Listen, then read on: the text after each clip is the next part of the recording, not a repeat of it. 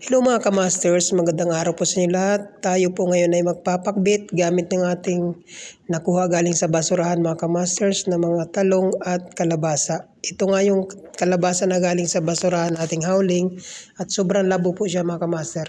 Sobrang ganda po ng wala po siyang sira.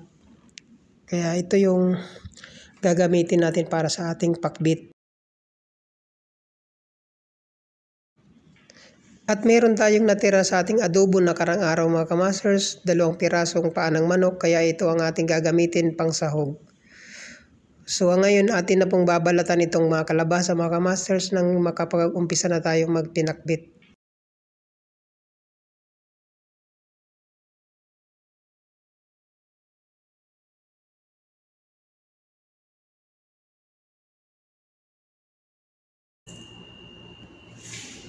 At ito naman yung mga talong na nakuha natin galing sa basurahan mga kamasters. Ano na natin?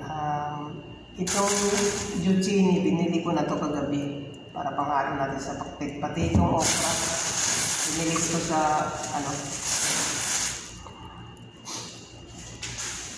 itong kalabasa na tira mga kamaster, ibabalik natin dun sa rep para magamit natin sa susunod. Tingnan nyo mga kamasters, ang ganda pa ng kalabasa. Labong-labo.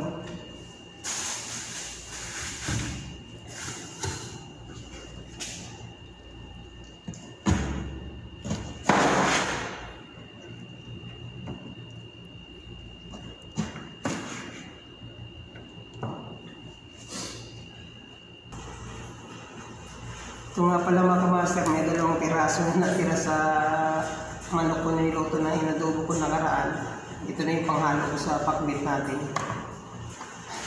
Okay lang doon, 2, mag-isa lang naman akong kakain. Ready na ng ating gagamitin sa ating pakbit na galing dumpster. At ito yung ating sibuyas, bawang, 2 pirasong manok na halo natin sa ating pakbit na tira sa ating adobo. At ito yung gulay. May okra at nakasalang na rin ang ating pagpiprituhan ng ating manok mga kamasters. Prito na lang natin.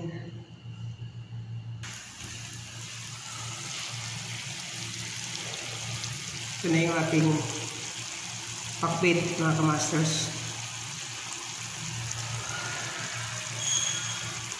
Ayan na, tayo na lang natin maluto ang ating pakbit.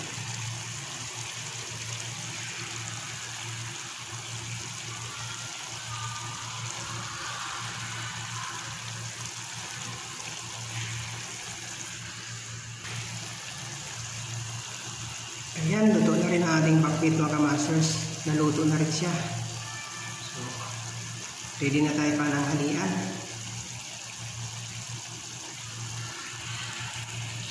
Tapos na tayo magluto mga kamasters at nais ko lang po i-share na yung nangyari sa pamilya namin ngayon sa aking kapatid na babae. Siya kasi mga kamaster, noong 2021, nabuntis siya din, nakunan din noong October. 6 months na yung bata. Yung bata namatay na sa loob. Tapos after a year, October 5 namatay yun. Till October 2022,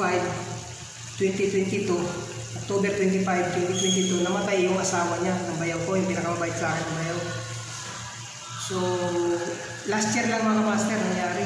Magkasunod lang na taon. Tapos nung namatay yung bayaw ko, nakapag-asawa ulit yung kapatid ko. Then nabuntis nitong buwan, October 1, 6 months na yung bata. Nakuna na rin yung kapatid ko, namatay rin yung bata. Pero paglabas ng bata, kasi sobrang sakit ng tiyan ng kapatid ko, nag-spotting, panay bleeding, iniri niya. Yung bata, paglabas, narinig niya pang umiyak buhay pa. Pero kalaon na namatay rin. Sobrang sakit mga kamaster. 3 beses nangyari sa amin na kinuhaan kami ng mahal sa buhay. Iwan ko ba kung hindi ko alam kung ba't nangyari sa amin to. Pero sigurado merong basta nakakapanlumo. Yun mga masters, hanggang dito na lang ako ang video. At marami pong salamat sa panonood. Ingat po kayo palagi. God bless you.